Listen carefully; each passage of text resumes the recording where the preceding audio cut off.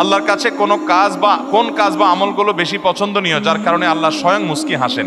আল্লাহ রাব্বুল আলামিনের হাসিটা তার শান অনুযায়ী কেমন সেটা আল্লাহ ভালো জানেন। তবে হাদিসে বিভিন্ন বর্ণনা থেকে আসে যেটি হয়, বিশেষ করে শীতের সময় যখন কনকনে ঠান্ডা শীত উপেক্ষা করে কেউ যখন উঠে নামাজে দাঁড়িয়ে যায়, নবী করিম সাল্লাল্লাহু আলাইহি ওয়াসাল্লামের হাদিসে লেখা আছে যে আল্লাহ রাব্বুল আলামিন বান্দার এই আমলটা দেখে হেসে দেন। এবং আরেক হাদিসে আছে, যার আমল দেখে আল্লাহ রাব্বুল আলামিন হাসেন, আল্লাহ রাব্বুল আলামিন তাকে অবশ্যই জান্নাত দেন এবং জাহান্নাম থেকে মুক্ত ঘোষণা করেন।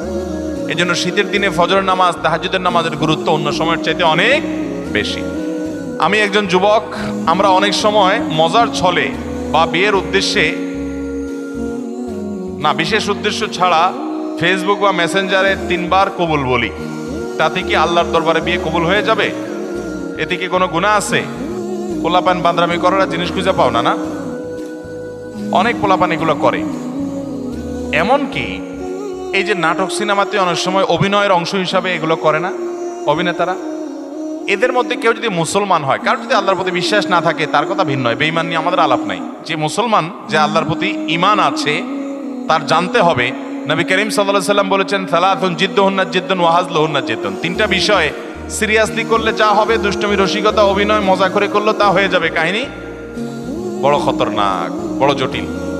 অতএব আপনি দোস্ত দুষ্টামি করে কোনো ক্লাসমেট মেয়েকে বললেন অন্য 2-3 দোস্তের সামনে যে আমি ওরে বিয়ে করলাম, হ্যাঁ, এবং সেও অ্যাডাল্ট, আপনিও অ্যাডাল্ট, দুজন সাক্ষীও আছে। আর বিশেষ করে নাটকে যেটা হয় যে অভিভাবক অনেক সময় থাকে, যদি সত্যিকারের অভিভাবক থাকে, ওখানে তো সব বকওয়াস অভিভাবক।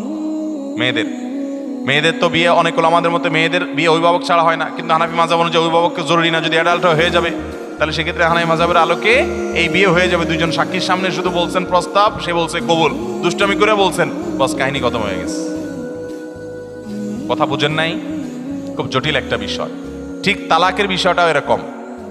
আপনি বলবেন যে হুজুর আমি তো আসলে তালাকের উদ্দেশ্যে বলিনি, আমি তো ভয় দেখানোর জন্য বলছিলাম, কাম হয়ে যাবে, এরপর আর এসব বলে লাভ হবে না। অতএব এগুলো সাবধানে করতে হবে। আল্লাহ আমাদেরকে এই সমস্ত বিষয়, হেয়ালিপনা, দুষ্টমি, এগুলো থেকে বেঁচে থাকার তৌফিক দান করুন। সব জায়গায় ফাজলামি না।